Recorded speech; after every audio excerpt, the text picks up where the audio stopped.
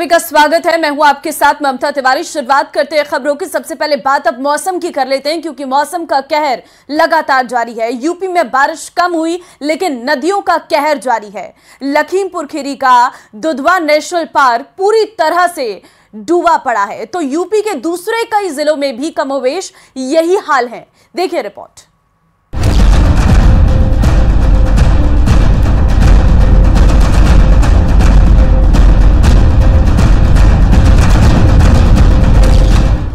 ये लखीमपुर खीरी है, जहाँ भी जिधर भी नजर जाएगी बस सैलाबी सितम नजर आएगा।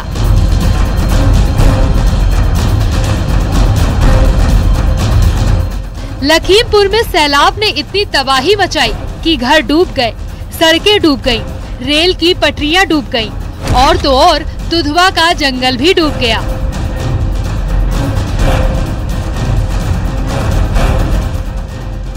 अब जरा दुधवा नेशनल पार्क का नजारा आपको दिखाते हैं। पहले तो ड्रोन से रिकॉर्ड इस तस्वीर को देखिए।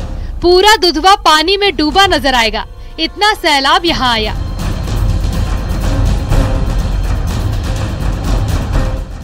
अब जरा जंगल के अंदर के हालात देखिए। गजराज पानी में अटखेलियां कर रहे हैं। हाथियों का पूरा झुंड पानी को पार कर खाने की जुगत में जंगल में भटक रहा है। तो दूसरी तरफ फॉरेस्ट के अफसर और रेंजर इन्हीं हाथियों की मदद से जंगल की निगरानी कर रहे हैं। इन तस्वीरों में नजारा साफ नजर आ रहा हो। और तो और गैंडा और टाइगर भी पानी में लोटपोट मचा रहे हैं। लखीमपुर खीरी का दुधवा टाइगर रिजर्व भी इस समय सोहेली नदी में नेपाली नदियों से आने वाले पानी से बाढ़ग्रस्त हो गया है। लगभग 75% दुधवा टाइगर रिजर्व का ऐसा हिस्सा है जो पानी से भरा हुआ है। जंगल के रहने वाले टाइगर, राइनो समेत सभी जानवरों को अब ऊंचे स्थान पर जाने के लिए इस बाढ़ ने मजबूर कर दिया है। लेकिन जो जलचरी जानवर है, सर्पीय जानवर है, उनको भारी मुसीबत का सामना करना पड़ा, क्योंकि उनके बिलों में और जो उन्होंने बनाए गए खो में पानी घुस गया, जिसको लेकर बहुत से जानवरों की मौत होने की संभावना जताई जा रही है।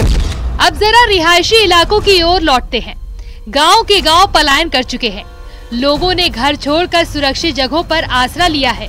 लेकिन इस सैलाब से जुड़ा एक बेहद चौंकाने वाला खुलासा हुआ है। लखीमपुर में बाढ़ के पीछे साजिश, क्या खनन माफिया की करतूत से डूबे गाँव? शारदा में अवैध खनन बना विकराल सैलाब की वजह। ऐसा हम नहीं, बल्कि स्थानीय किसान और ग्राउंड जीरो के हालात कह रहे हैं।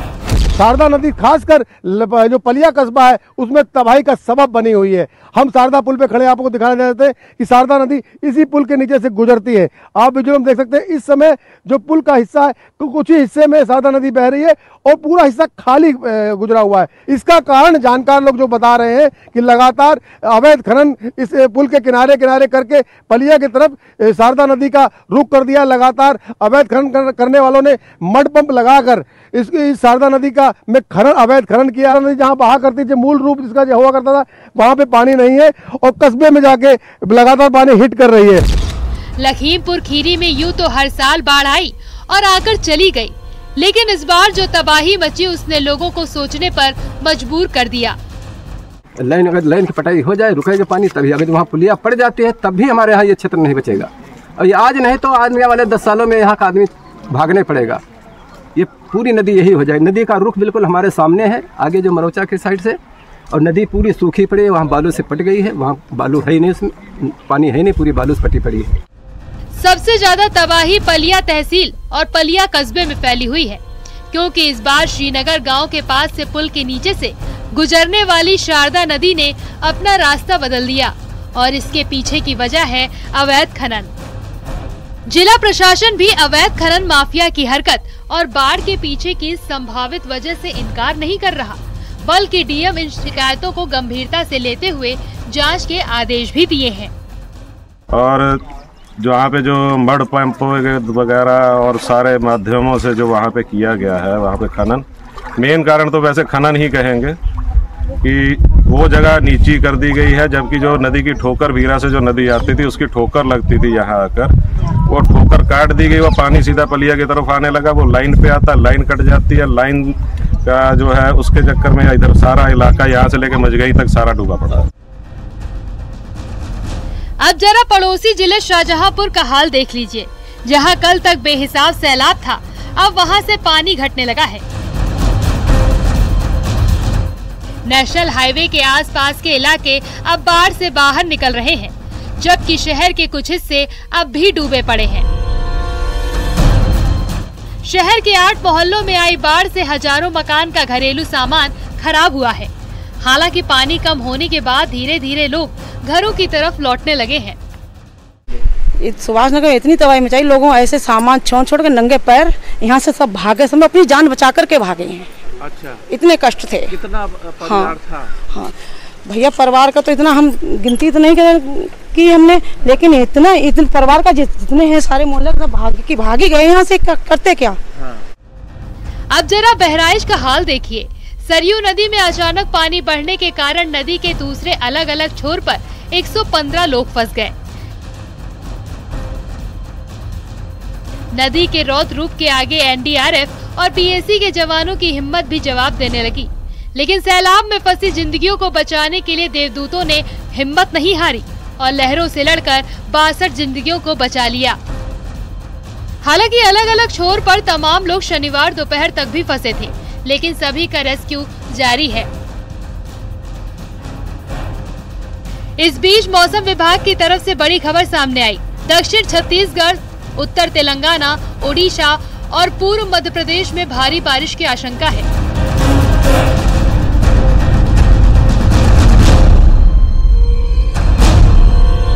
इसके साथ ही गुजरात में तेज हवाओं के साथ अगले 4 से 5 दिन तक बारिश होने की आशंका है। उधर पूर्वी तट क्षेत्र में रेड अलर्ट, पश्चिमी तट क्षेत्र में रेड अलर्ट, मध्य भारत में ऑरेंज अलर्ट, उत्तर भारत में येलो अलर्ट जारी रहेगा, जबकि 22 जुलाई को उत्तर भारत में भारी बारिश हो सकती है।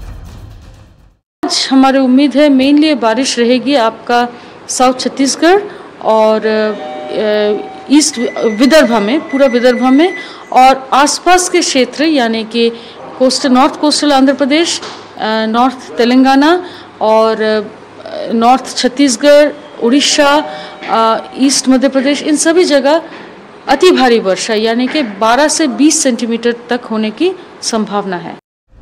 कुल मिलाकर मौसम के चक्रव्यूह में फंसे लोगों को अभी राहत मिलने की उम्मीद नजर नहीं आ रही। ये अलग बात है कि यूपी में नदियों का जलस्तर तेजी से कम होना शुरू हो गया है, लेकिन बारिश ने वापस दस्तक दी तो मुसीबत बढ़ सकती है। Bureau report, news 18।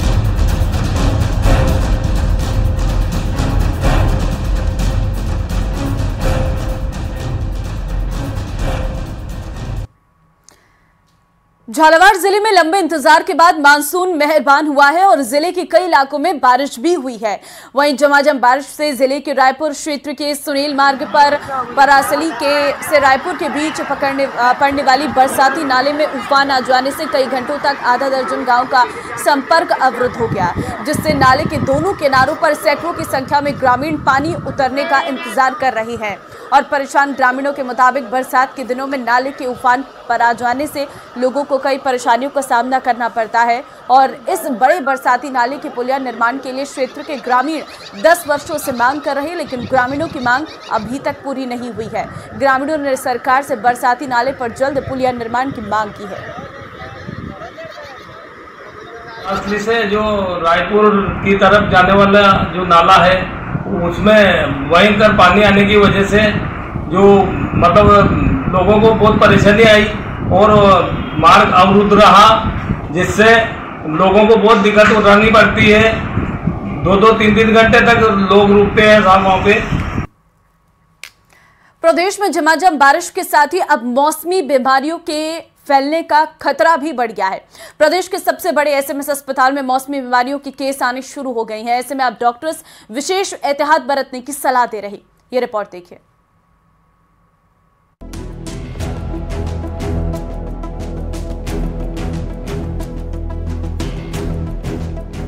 मॉनसून के साथ लोगों को जहां गर्मी से राहत मिलती है तो वहीं दूसरी तरफ मौसमी बीमारियों का खतरा भी बढ़ जाता है।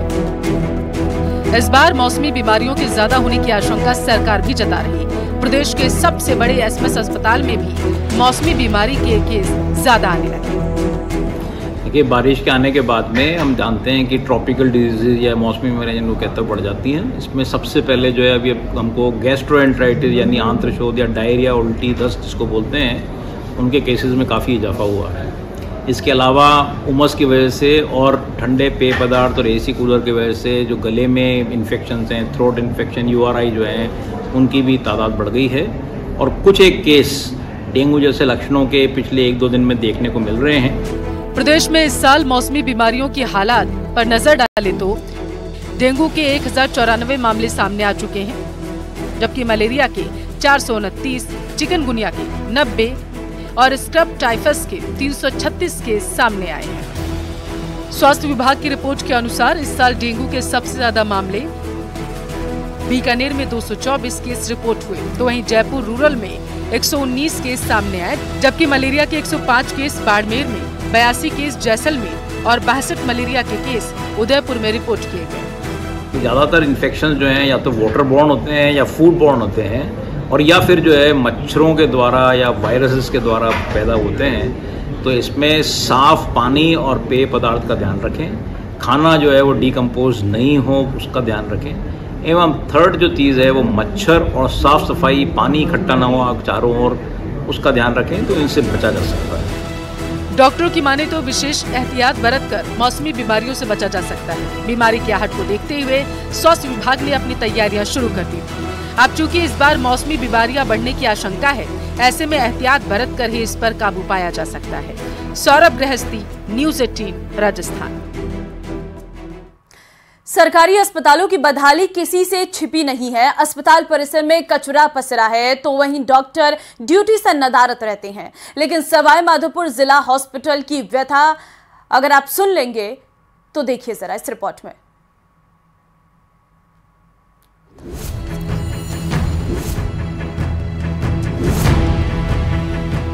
मरीजों की बेतरतीब कतार, स्ट्रेचर खींचते तीमारदार, खराब पड़े कंप्यूटर प्रिंटर, भीषण गर्मी में धूल फाकते कूलर, ड्यूटी से नदारत डॉक्टर, जहां तक नजर वहां तक अव्यवस्था का मंजर। अव्यवस्था की और किन किन तस्वीरों से दो चार होने की हसरत कसमसा रही है। अस्पताल है या अव्यवस्थाओं का अड्डा, समझ से परे है। जिक्र छोड़िए और मरीजों और उनके तीमारदारों की जुबान पर दर्द भरी दास्तान चली आती है। मैं बहुत परेशान हूँ। 4-5 दिन से मैंने बोली बोतल चढ़ा दो, किन्नी चढ़े की बोतल में घबराहट आता है, यहाँ से एलर्जी हो, मतलब चैन नहीं पड़ती, झटका लगते हैं, तो बस ऐसे एंटीबायोटिक लिख देते हैं। प्रेशर नहीं है, डॉक्टर नहीं है, चैम्बर में नहीं है, चैम्बर में नहीं, 10:30 बजे मरीज को नहीं दिखा पाए। हाँ। अस्पताल पहुंचकर राहत की सांस लेने से पहले कदम कदम पर जिस अव्यवस्था से मरीजों और उनके तीमारदारों को जूझना पड़ता है, उसके बारे में कोई कल्पना भी नहीं कर सकता। अब इसी तस्वीरों को ही देख लीजिए। अस्पताल परिसर में फैले कचरे के अंबार में न जाने कितने किस्म के मच्छर पनप रहे। मच्छरों के डंक अच्छों को अस्पताल भेज सकते हैं, मरीजों की तो बिसात ही क्या।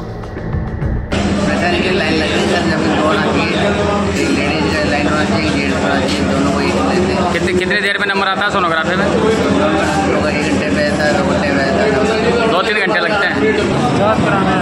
कितना टाइम लग रहा है यहाँ? आधा घंटा लग रहा है। भीड़ ज़्यादा है। परेशान करने वाली ये तस्वीरें सवाई माधोपुर स्थित जिला अस्पताल की है। कहने को तो अस्पताल में ठेके पर 18 सफाई कर्मी लगे हुए हैं, लेकिन अस्पताल में हर तरफ गंदगी का आलम है। अस्पताल में 14 गार्ड तैनात है। इसके बावजूद यहाँ आराम फरमाते कुत्ते आपको नजर आ जाएंगे। अस्पताल के पर्ची काउंटर के कई कंप्यूटर और प्रिंटर खराब पड़े हुए हैं। ऐसे में जो कंप्यूटर चल रहे हैं उनसे ही पर्चियां काटी जा रही हैं, जिससे काउंटर के आगे मरीजों की लंबी लंबी कतारें लगी हुई हैं। जिम्मेदार से पूछिए तो आदतन आश्वासन देकर अपना फर्ज पूरा समझ लेते हैं। ऐसा नहीं है, डॉक्टर का 8 से 2 बजे का अभी वर्तमान में टाइम चल रहा है। डॉक्टर बैठते हैं, लेकिन हमारे यहाँ कई वार्ड हैं जहाँ पे जैसे सर्जन है वो ट्रॉमा वार्ड है, उनका सर्जिकल वार्ड है, ऑपरेशन थिएटर है, फीचर हैं, उनके टंके आईसीयू है, कई वार्ड है, वहाँ पे राउंड में जाते हैं। लेकिन परमानेंटली हमारे 2 फिजिशियन, 2 सर्जन, ENT विभाग के सारे डॉक्टर वहाँ बैठते हैं। अब प्रॉब्लम क्या आती है कि जो मरीज आता है वो कहता है साहब मेरे को पर्टिकुलर डॉक्टर को ही दिखाना। अब वो डॉक्टर का राउंड में या छुट्टी पे है तो उसकी हम पूरा नहीं कर सकते। वो तो जब डॉक्टर राउंड लेके आएगा तभी देखेगा। समस्या वहाँ पैदा होती है। अस्पताल प्रशासन और चिकित्सा विभाग की उपेक्षा की मार मरीजों को भुगतनी पड़ रही है। उम्मीद पर दुनिया कायम है, इसलिए उम्मीद संजोइए कि तस्वीर बदलने की पीएमओ की कोशिश कामयाब हो और मरीजों और तीमारदारों को थोड़ी राहत नसीब हो। न्यूज़ 18 राजस्थान के लिए सवाई माधोपुर से गिरिराज शर्मा की रिपोर्ट। चलिए आगे बढ़ते हैं। केंद्र सरकार के महत्वाकांक्षी प्रोजेक्ट जल जीवन मिशन में प्रदेश में हुए घोटालों की जांच में लगातार बड़े खुलासे हो रहे। ये खुलासे जल जीवन मिशन घोटाले में ईडी के शिकंजे में आए संजय बड़ाया से की जा रही पूछताछ में हुए हैं और उसने जो बोला तो सभी को सकते में डाल दिया। ये रिपोर्ट देखिए।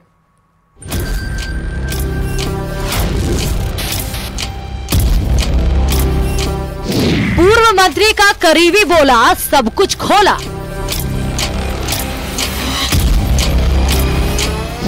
JJM योजना में करोड़ों का महाघोटाला।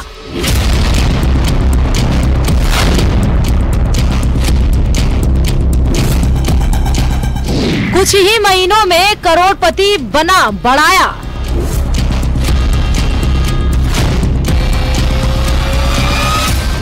नलों ने पानी नहीं, करोड़ों के कैश उगले।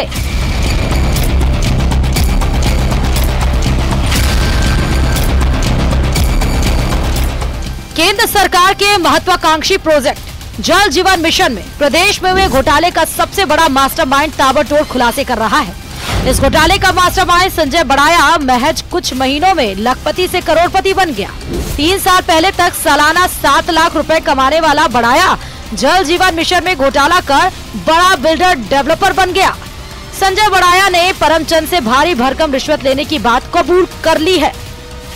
जल जीवन मिशन घोटाले के मामले में केंद्र और राज्य की जांच एजेंसियों ने अब जांच तेज कर दी है। इस मामले में ईडी ने PHED के कई ठेकेदार अधिकारियों के बयान लिए हैं। इसमें ठेकेदार पदमचंद जैन ने जिस तरीके से जो बयान दिए हैं उसमें खुलासा हुआ है कि 5.5 करोड़ से ज्यादा की घूस अकेले संजय बड़ाया ने जो है ली है और ये घूस ठेकेदार से अनैतिक काम काज करने के एवज में ली है।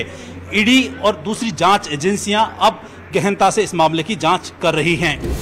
मास्टरमाइंड संजय बड़ाया ने जो रिश्वत ली वो इरकॉन कंपनी के फर्जी सर्टिफिकेट से Ganpati tubewell company, Shri Shyam tubewell company के कामों की एवज में ली थी। पूछताछ में ईडी के अधिकारी JJM में हुए भ्रष्टाचार की परतें खोलने की कोशिश कर रही है। PHD के जो XCN और EN है उनको इन्फ्लुएंस करते थे और उनसे पदमचंद जैन और महेश मित्तल के फर्म गणपति ट्यूबवेल और श्याम ट्यूबवेल के बिल्स क्लियर कराने के लिए रिश्वत पैसे लेते थे। ये उन XCN और EN को धमकाते भी थे। तो इन्होंने करोड़ों रुपए में रिश्वत ली है और खुद के नाम से ली और अपने पिताजी के नाम से। पिछले 5 साल में किस स्तर पर टेंडरों में फर्जीवाड़ा, नियमों को दरकिनार करके और एडवांस भुगतान के जरिए करोड़ों रुपए का घोटाला किया, इस बारे में हर सवाल का जवाब बड़ाया से मांगा जा रहा है। संजय बड़ाया से पहले उनके 3 साथियों को ईडी पहले ही गिरफ्तार कर चुकी है। Ganpati tubewell Shri Shyam tubewell company का मालिक है पदम जैन, इन्हें भी रिश्वत देने की बात कबूल की है। आरोप है कि संजय बड़ाया ने ट्रांसफर पोस्टिंग में भी भारी भरकम घूस ली। ज्यादातर पैसे अपने पिता हरि नारायण बड़ाया के खातों में ट्रांसफर कराया गया। जानकारी की माने तो प्रवर्तन निदेशालय ने श्री श्याम ट्यूबवेल कंपनी के खातों से हरि नारायण बड़ाया के खातों में हुई ट्रांसफर हुई राशि के अहम सबूत जुटा लिए हैं। आरोपी संजय बड़ाया के पिता हरि नारायण बड़ाया पहले श्री श्री कल्याण कृष्ण स्टोर के नाम से फर्म चलाते थे। बाद में इस फर्म का नाम श्री श्रीजी ट्रेडिंग कंपनी कर दिया गया। कई सस्पेंड किए थे, कई EPO किए थे, पूरा डिपार्टमेंट को ये चलाते थे और धमकाते थे AN को और XCN को। इन्वेस्टिगेशन में आया है कुछ और वो जो बाकी डिटेल में बात है वो सब न्यायालय में होगी, पर मैं ये नहीं बोलूँगा कि पूरे डिपार्टमेंट को चलाते थे। लगा है कि ये रिश्वत लेते थे, कॉन्ट्रैक्टर्स के बिल्स क्लियर कराते थे और पदमचंद जैन और महेश मित्तल से पूरे मिले हुए थे और ये इस पूरे स्कैम में बहुत बड़ा मुख्य भूमिका निभाते हैं। इन्वेस्टिगेशन चल रही है, जब नाम खुलेंगे तब बताया जाएगा आपको। पूर्व मंत्री महेश जोशी के पद संभालने के बाद संजय बड़ाया की संपत्तियों में एकाएक जबरदस्त वृद्धि हुई। संजय बड़ाया ने अपनी पत्नी नैना बड़ाया के साथ एक कंपनी खोली। इस कंपनी का नाम चमत्कारेश्वर बिल्डर्स एंड डेवलपर्स रखा गया और इस कंपनी के जरिए संजय बड़ाया ने बड़ी बड़ी संपत्तियों की डील की है, जिसके पुख्ता प्रमाण ईडी के अधिकारियों के हाथ लगे हैं। संजय बड़ाया मैसर्स मेरूलैंड इंश्योरेंस लिमिटेड में 7 से 8 लाख रुपए सालाना के वेतन पर काम करता था, लेकिन बाद में संजय बड़ाया प्रॉपर्टी में करोड़ों के कारोबार करने लगा। संजय बड़ाया ने ईडी से पूछताछ में परिजनों के नाम 30 संपत्तियों का जिक्र किया है। ईडी की जांच में खुलासा हुआ कि संजय बड़ाया कई इंजीनियर्स ने 5% तक घूस लेता था और नियमों के खिलाफ काम करने के लिए लगातार धमकाता था। बड़ाया के निर्देशों की पालना नहीं करने पर अधिकारियों को ट्रांसफर, सस्पेंड और एपीओ जैसे सजा भुगतने के परिणाम मिलते थे। जल जीवन मिशन घोटाले के मामले में प्रवर्तन निदेशालय की टीम ने जलदाय विभाग के कई अधिकारियों, प्रॉपर्टी डीलर और ठेकेदारों के बयान दर्ज किए हैं। इसके बाद अब सीबीआई भी जल जीवन मिशन घोटाले की जांच में जुट गई है। सीबीआई ने जलदाय विभाग के कई भ्रष्ट अधिकारियों को समन देकर के दिल्ली तलब किया है और वहां उनसे गहनता से पूछताछ की जा रही है। सीबीआई और ईडी की टीमें अब इस मामले में उन दस्तावेजों को जुटा रही है जिनसे जल जीवन मिशन घोटाले को अंजाम दिया गया। साथ ही वो बड़े मगरमच्छ जो घोटाले में लिप्त रहे हैं उन पर शिकंजा कसने की तैयारी की जा रही है। कैमरा पर्सन दिलीप चेची के साथ राकेश शर्मा, न्यूज 18 राजस्थान, जयपुर। और चलिए आगे बढ़ते हैं। चांदीपुरा वायरस की रोकथाम की कोशिश तेज हो गई है। वायरस के बढ़ते मामलों पर सरकार एक्शन में है। केंद्रीय स्वास्थ्य मंत्रालय ने समीक्षा बैठक की है। गुजरात, राजस्थान, एमपी के मामलों पर चर्चा। केंद्रीय स्वास्थ्य मंत्रालय की टीमें गुजरात भी जाएंगी। तो जानकारी आपको दे दें, क्योंकि चांदीपुरा वायरस इस वक्त लगातार पैर पसार रहा है। अपनी चपेट में अब तक कई बच्चों को ले चुका है। ऐसे में 19 बच्चों की मौत भी हो गई है। 15 साल से कम उम्र के बच्चे इस वायरस की चपेट में आ रहे हैं। ऐसे में अब इसकी रोकथाम को लेकर जरूरी निर्देश दिए जा रहे हैं। केंद्रीय स्वास्थ्य मंत्रालय की टीमें अब गुजरात जाएंगी। आगे बढ़ते हैं। बजट सत्र से पहले सर्वदलीय बैठक आज रहेगी। संसद में सभी विपक्षी दलों से सहयोग के लिए बैठक। नेता प्रतिपक्ष राहुल गांधी भी बैठक में होंगे शामिल। सोमवार से शुरू होगा संसद का बजट सत्र। सर्वदलीय बैठक में शामिल नहीं होगी टीएमसी। तो बजट सत्र से पहले सर्वदलीय बैठक आज बुलाई गई है। नेता प्रतिपक्ष राहुल गांधी इसमें मौजूद रहेंगे, लेकिन टीएमसी इस बैठक में नहीं रहने वाली है। संसद में सभी विपक्षी दलों के सहयोग के लिए ये बैठक बुलाई गई है। तो आज की बैठक महत्वपूर्ण है।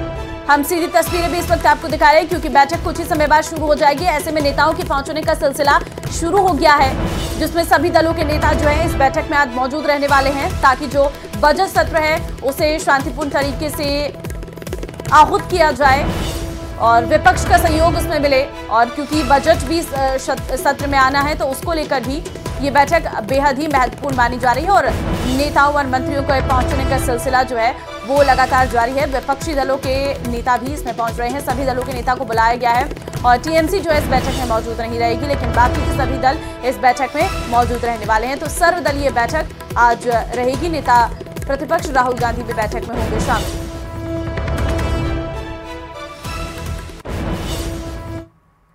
सूफी संत ख्वाजा मोइनुद्दीन हसन चिश्ती दरगाह के गेट के बाहर से सिरतान से जुदा के नारे लगाने के आरोप में मौलवी गौहर चिश्ती समेत 6 आरोपियों को कोर्ट ने बरी कर दिया है। अजमेर दरगाह थाना पुलिस कोर्ट में जरूरी सबूत पेश ही नहीं कर पाई। जांच में कई गंभीर खामियां सामने आई है। ये रिपोर्ट देखिए।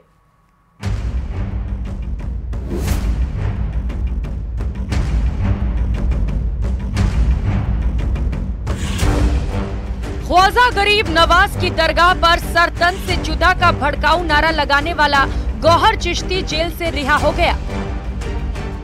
चिश्ती के साथ 6 दूसरे आरोपियों को भी अदालत ने बरी कर दिया। 16 जुलाई को कोर्ट का आदेश आया और 18 जुलाई को रिहाई हो गई। चिश्ती अजमेर के हाई सिक्योरिटी जेल में कैद था। बहरहाल रिहाई को गौहर चिश्ती ने न्याय की जीत करार दिया है। सबसे पहले तो न्यायालय का शुक्रिया अदा करना चाहूँगा, जिनसे मुझे जो उम्मीद थी न्याय की, वो मेरे साथ उन्होंने न्याय का फैसला किया। इस तरह के फैसले अगर होते रहेंगे तो इंसानों में न्यायपालिका का भरोसा कायम रहेगा।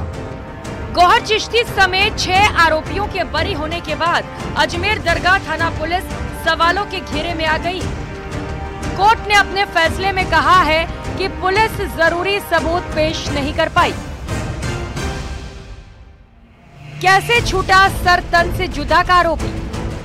कोर्ट ने माना कि घटना दिनांक 17/6/2022 की है, जबकि रिपोर्ट 25/6/2022 11:40 पर दर्ज की गई। देरी का कोई कारण रिपोर्ट में अंकित नहीं किया गया। 5 दिन बाद में 17 तारीख को 17 जून के अपराध की 25 जून को जाके एफआईआर दर्ज हुई है। अगर इसके पृष्ठभूमि में जाएंगे तब तक सोशल मीडिया पे बहुत सारे लोगों द्वारा स्वयं के द्वारा बनाए गए वीडियो जो वायरल हो गए, तब प्रशासन इस बात को चेता। तत्कालीन सरकार, अनुसंधान अधिकारी और पुलिस अधिकारी की तरफ से रिपोर्ट देरी से पेश की गई। जो कहानी कोर्ट में दी गई, कोर्ट ने उसे संदेहास्पद माना है।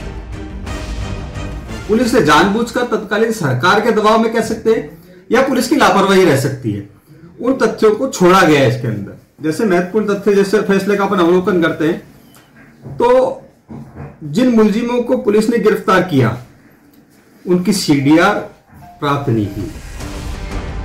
भड़काऊ नारेबाजी का केस, कहां हुई चूक? 17 जून 2022 को भड़काऊ नारेबाजी, 25 जून 2022 को अजमेर दरगाह थाने में रिपोर्ट।